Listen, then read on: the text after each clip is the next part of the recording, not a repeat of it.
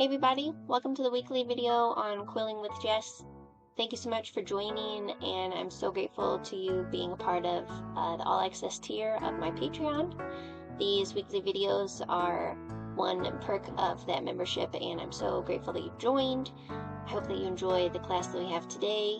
Take your time, enjoy yourself, and be sure to jump back onto Patreon afterward to share a picture or any information about how it went, who you're giving it to, where you're displaying it. We'd love to share that with you.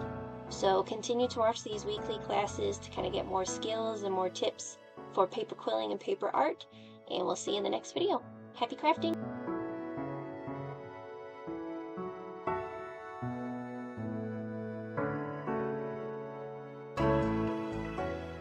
Hi everybody, today we are going to use some interesting tools. We're going to create some flowers. I like to call them pinwheel flowers, and they're a bit more unique than some of the other ones we'll make on this channel because we're going to use this comb. This comb, if you're looking for it online, I normally find it under Quilling comb. As you can see though, there are also options to use just like a pick comb. If you wanted to stop by your dollar store, you could also do something like that. But the nice thing with these is that the tines the whole way down are the same circumference, so they don't get wider like a traditional comb does right before the end. If you look closely, you can kind of see that there are numbers. There you go. Associated with each tine, and that just kind of helps you to keep track of what number you started on each time. So if you wanted to, start in the very center each time, then you would start on the number 8 each time. I generally will do that myself, start on the 8 if I want my if I want it to be even on both sides. I'll start at the number 8 and just kind of count my way around. But that's what we're going to kind of get into today and create a pinwheel. We're going to put it on this card backer. You can use any card that you have. Something white is fine. Something with a pattern is fine. We'll take this point of the video to point out that you will often see my cat Virgil. He has no sense of space for recording, and he likes to be apart. So that's him just right here. Hopefully he won't cause us too many issues today. So first, I'm going to go through the tools that we have here just so that you can be sure if you're following along with this video that you have what you need. So the most important thing that we'll use in every single class is what's called a slotted quilling tool. There are needle quilling tools that don't have the slit that helps you hold the paper, and I myself have not become proficient in using that tool. But if you have one of those and you want to try it, you're more than welcome to. This one is a kind of extremely long lead up to the slit, and it's a very, very, very thin slit there. You can kind of see it. I have another example that might be a little bit more obvious to see the slit that I'm talking about. This is a very thick quilling tool. This is really good if you're making paper beads and you want there to be a hole in the center to use string or any kind of cord to go through. This is the tool for you. Or I also will often suggest this for users with poor eyesight. It kind of really magnifies the opening for you so you can see it really easily. So that's our first tool, and tool that we'll have every class. Another tool that we'll have every class is some sort of tweezers. Obviously, we're going to also use the quilling comb that I was talking about at the beginning. So you have some form of that. And then I use a school glue, just a white school glue, nothing special, for the actual gluing of the pieces together.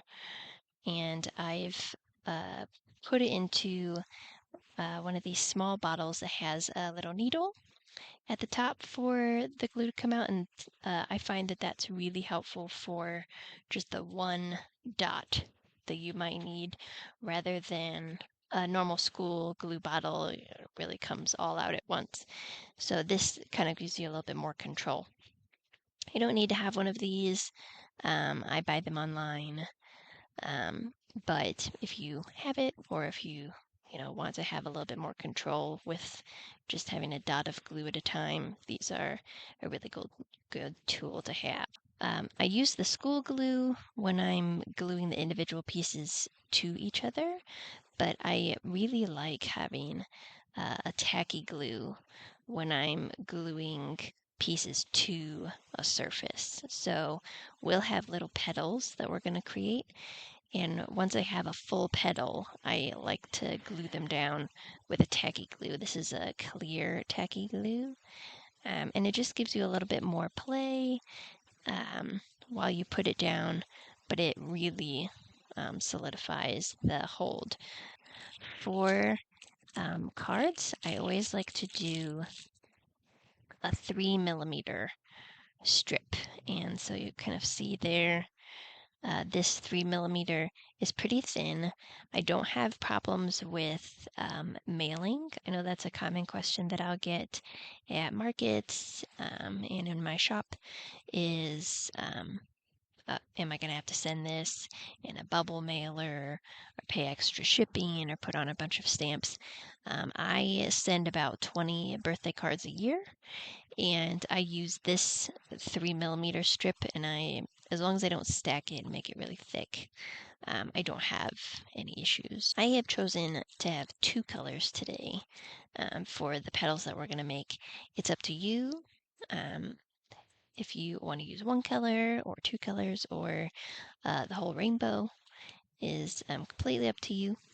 But we are going to need 21 petals, or 21 strips to make these petals. And so you can do a mixture, or like I said, any color combination you want. My plan today is to do kind of an alternating. So let's start off with the very basics, and that's going to be showing you my preference for getting the slotted tool and the piece of paper to work together in the best way.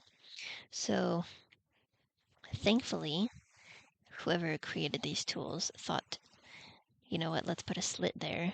It makes it a little easier. But they also made it a top loading, so you can kind of see that slit there. So think needle, but thankfully we don't need to thread our paper through here. We can load it from the top. So just like that. All right. So you load it in the top. We're going to give it just a little tail, just a little excess there. And that just is for our purposes. It's not going to be a aesthetic thing that you're going to notice at all.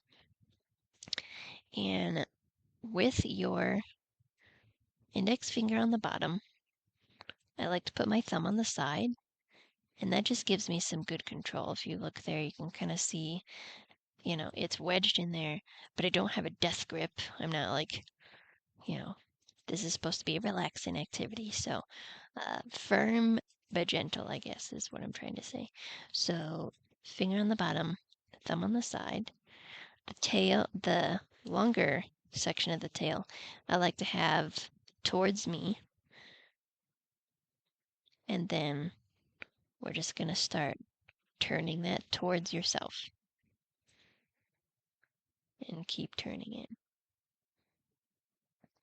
Now, we're only going to do this a few times for this particular project because we're just creating an anchor for the pinwheel.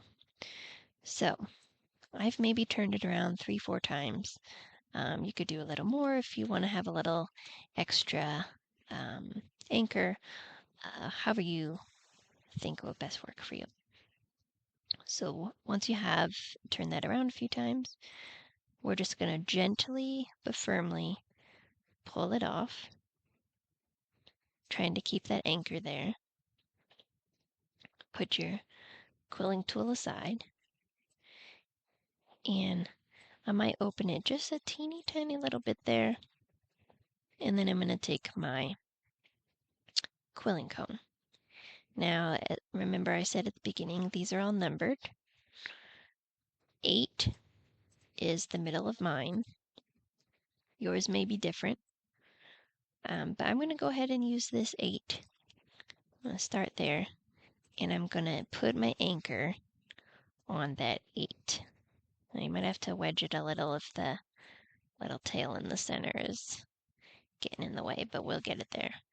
All right, so you see I've got my anchor here. I want to actually put this below. So this is your setup here. And you've got your anchor on the middle tine. You've got the long tail underneath the one to the right, if you have it pointing away from you. And this is the hold I like to have because I'm going to be wrapping it around. And this way I can kind of control the back here. So here we go. When you have your anchor here, you're going to have it go under that number 9 or the tine next to it. And then you're going to curve it over. When you curve it over, you're going to have it go into or in between the 2 empty tines next to it. So on mine here, that is between tine 6 and 7. So it wraps around number 7. So if you take a look there, you can see it's anchor wrapped around here, wrapped around here. And we're just going to continue that motion. So go to the next 2 open, or the next open tine, wrap it around, and go to the next open one. Wrap it around, go to the next open one, go to the next open one, and just keep wrapping it around. So you can kind of see here, we're just wrapping around each next one. Now it's up to you if you want to do the full strip. You just keep going. You don't need to count how many times around you're going. There'll be some projects that we do that I'll say you want to wrap it around 3 times on one side, 4 times on the other side. This time, for this particular project, I will go ahead and do the whole strip. And so we're just going to keep wrapping it around the next open one. And you want to try to keep it, pretty flat, pretty flush together here like that, so that it's not like cascading down the cone. So just keep wrapping it around. And then here we've got a teeny tiny little tail. It is not going to be long enough to really get a good connection there. And so what I'm going to do is I'm going to get rid of this excess. Sorry, I'm going to get rid of this excess and I'm going to glue it down. Now, you can use scissors if you prefer. However, a good technique in quilling is to tear your ends instead of cutting them. And the reason for that, we'll just go ahead and tear this off. The reason for that is this little softened ledge then that we've created by tearing it off is much easier to hide when you glue it down. So if you're gluing a bunch of things together, you may not care as much about hiding a crease line, but it is just nice to have that kind of glue down there, and then later you can't even see where the line was. So we're going to take our glue bottle, take that little tail that we have there, and in quilling, you might think, oh, I don't want it to fall apart, I don't want it to come apart, I'm going to put a lot of glue. We don't want to do that. We want to think of this as not getting it too wet, because that'll cause wilting or wrinkling. So for our purposes here, we're going to do 1 dot of glue, and then going to try to make all these fairly even. Flush against each other, and then we're just going to pat that down a little bit. And just like that, we have our first one. The nice thing about these is then that'll kind of stay there. If you want to add like an accent color layer, you can just wrap that around the outside a few times. I'm sure we'll do that in a future class. But just a lot of fun things you can do with this comb. And this is just the first one to get us started. So once you have glued that down, you don't need to wait too long for it to dry. And then we can, with control, you can just kind of pull that off. And then you see you've got this little shape here, little petal. Can use these for a lot of different shapes. We are going to put it to the side and create quite a few more of these. So we'll start there with that one. And let's do it again.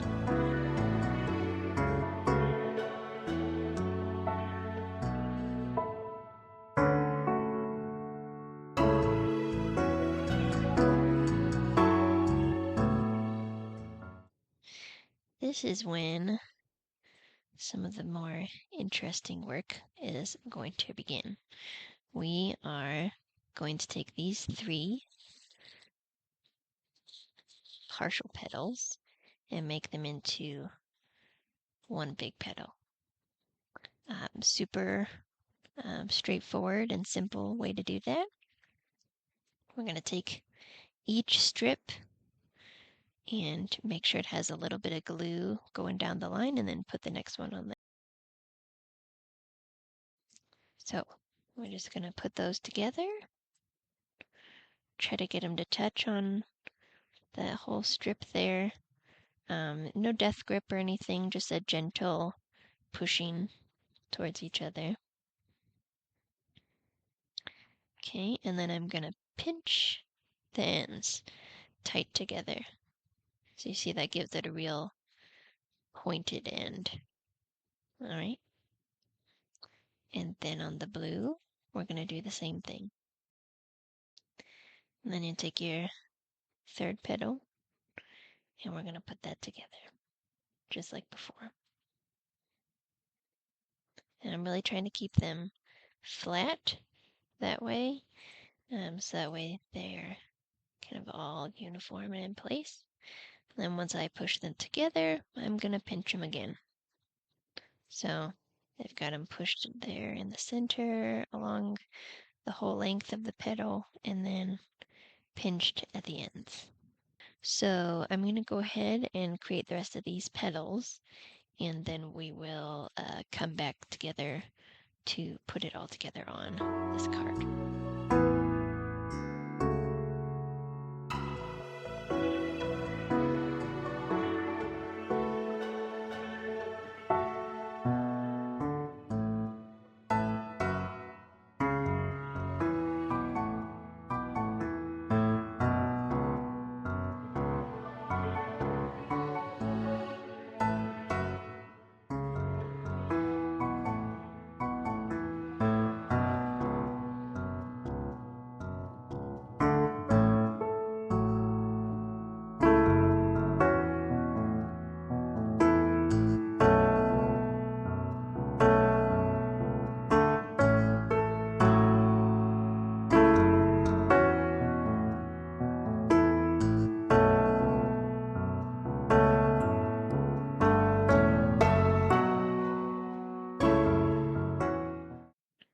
Okay, so now we have all these petals.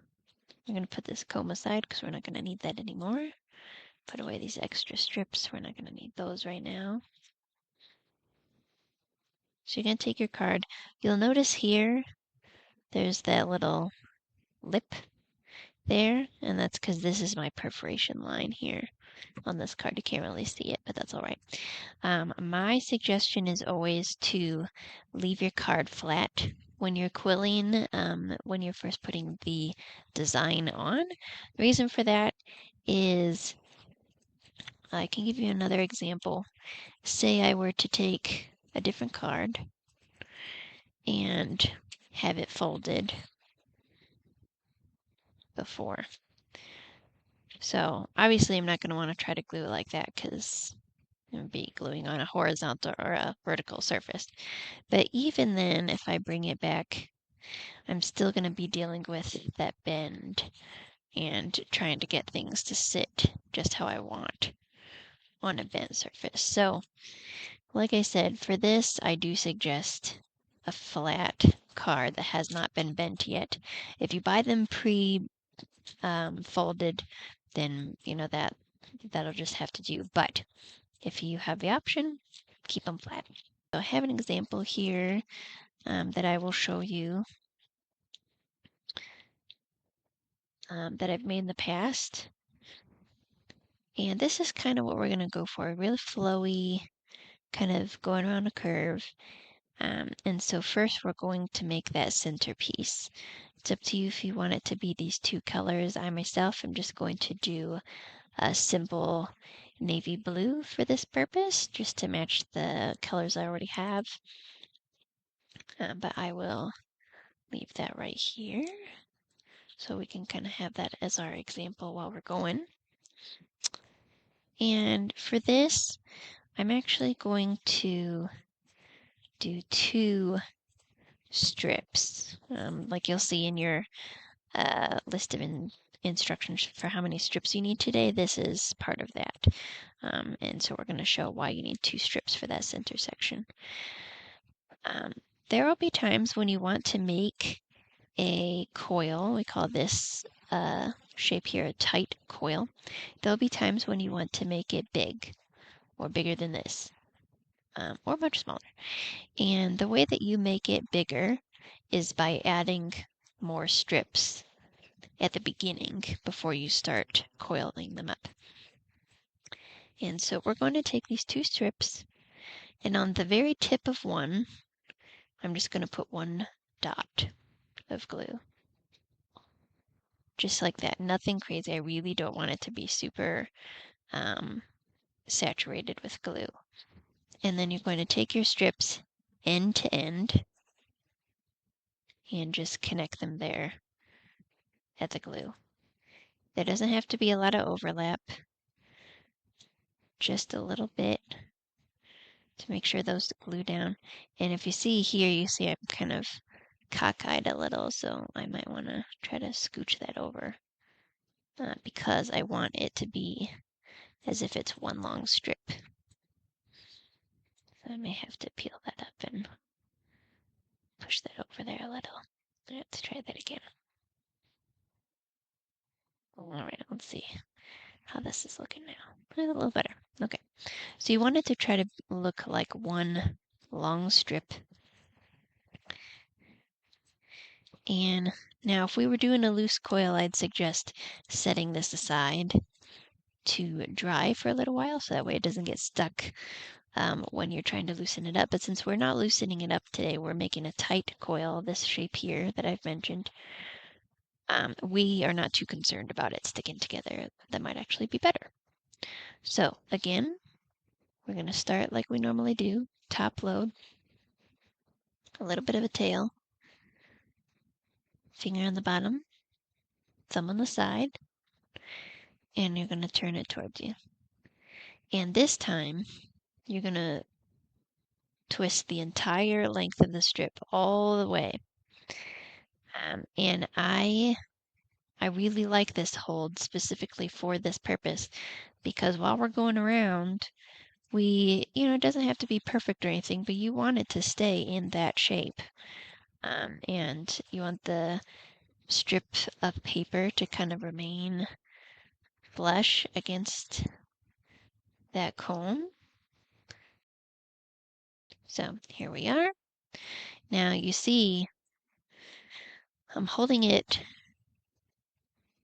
kind of across this way, kind of like a sandwich.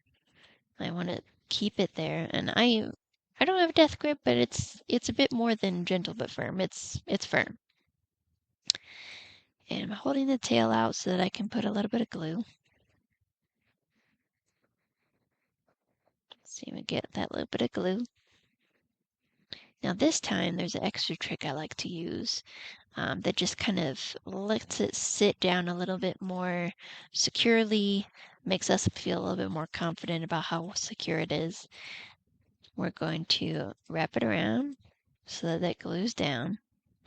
And then I like to hold it and twist the whole thing in my hand. So this coil is twisting between my fingers. You kind of see my fingers are getting a little bit of glue on them. This is always a good part to have maybe a little wet napkin or paper towel next to you for those little glue bits if need be. So here we have now our glued tight coil. The reason it's called a tight coil is because you can see there's no gaps in between the paper here. It is just very tight, very firm there on the comb. All right. This is probably the easiest shape in quilling to take off of your comb because we're not worried about it keeping its shape since it's already glued. So we'll just take it between your thumb and index finger. I normally try to locate the slit because that's where the tail gets stuck sometimes. So I want to be sure to pluck that off just like that. All right. So now you have your tight coil,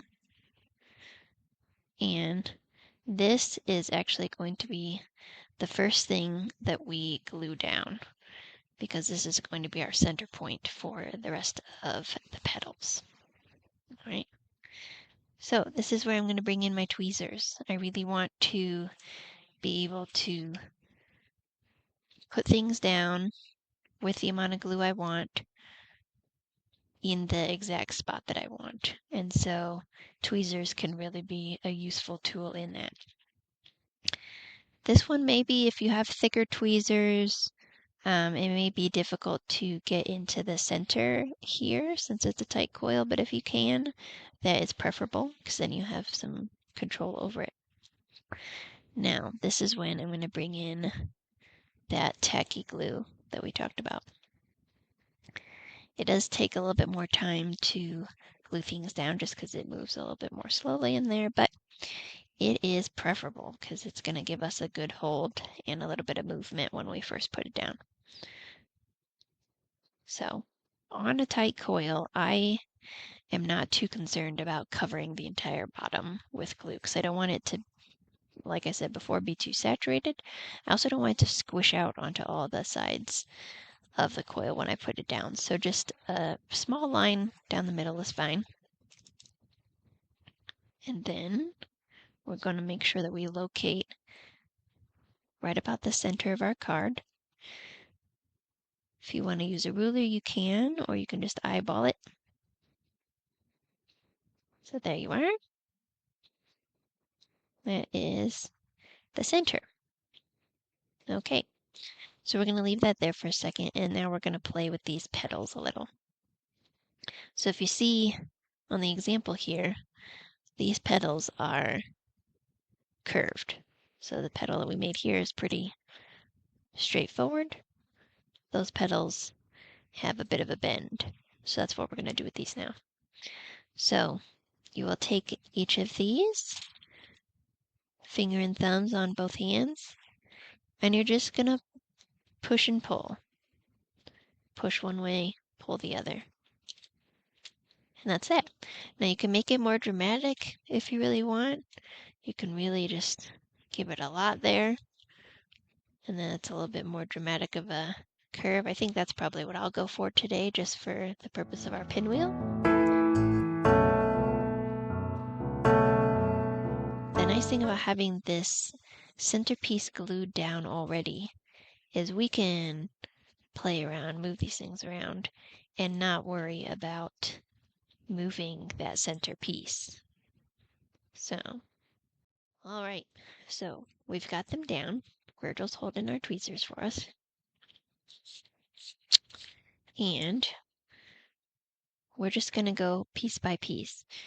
I'm probably going to go for this piece first because as you see, it's curved around the centerpiece the most. So that'll give us our best initial anchor. And again, I'm going to use this tacky glue. Now, what I like about where I'm going to glue here is we're just going to do a little on that inside so that that hook will hold on to the center. And then I'm going to do just some kind of dabs on various layers as we go down. So don't need to cover the whole thing, but just a few little spots here and there. Give it a little kiss of glue around there. All right. And then, like I said, we're going to use this to really anchor around that center point. And that first petal is going to be our guide for the rest. I find it's easier to go on the outer edge with, each of these gluing on top instead of trying to wedge this next one in there. So let's do that. Again, we're going to do a little bit of glue there on the hook. And then a little bit kind of cascading down on the various layers. All right. Maybe start to scooch these away a little to help us out. And if you see there, we want there to be a little bit of an overlap with these, but we also want it to touch that center spot. So you see here, this is where the first one ends, and there's the tip there. So it's a little overlap right here, but we really want it to touch the center. All right, here comes the next one. Now you see when I pick these up, I may not have mentioned before, I do like to pick up from the top down. The reason for that is it gives me a lot more control. Also, if I'm trying to grab this way, when I put the glue on, this spot on the bottom is going to get stuck to the paper and covered in glue. So we don't want that. We want to go from the top down. So I'll just grab from the middle there, just a little bit. It gives me some good control. Find my glue here.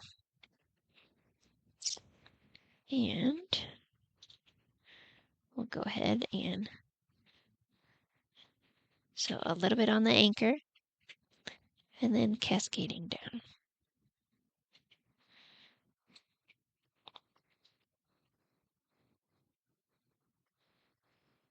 All right. So now we're going to do the same thing. You might have to start turning your card around to kind of get a better angle on these. So that's probably what I'll do as well. All right. A little bit of an overlay, but still touching the blue. There you go. And you will be surprised at how fast these things glue down. You have, maybe a little less than a minute to move things around, mold them a little bit, but it will be pretty difficult to adjust these too much without ripping the bottom paper. So take your time. We're not in any kind of a rush. And get it glued down how you like the first time.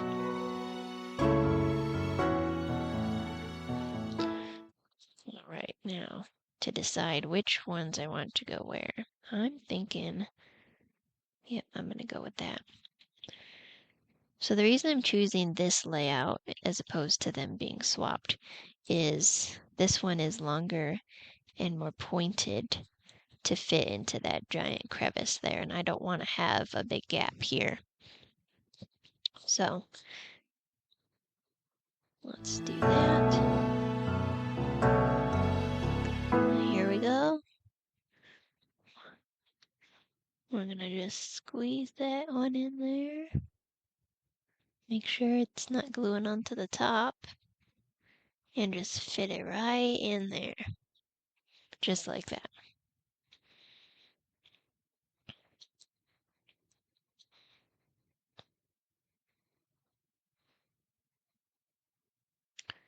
Give that a couple extra seconds to sit there.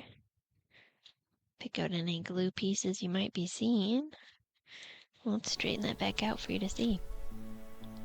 Alright, there you have the example and our finished product from class today. Thank you so much for joining this weekly video as a part of my All Access patrons. I'm so grateful for your membership, and I hope that you enjoyed this class. Don't forget to post your finished products over on our community chat and any other questions that you might have. Thank you so much, and we'll see you in the next class. Happy crafting!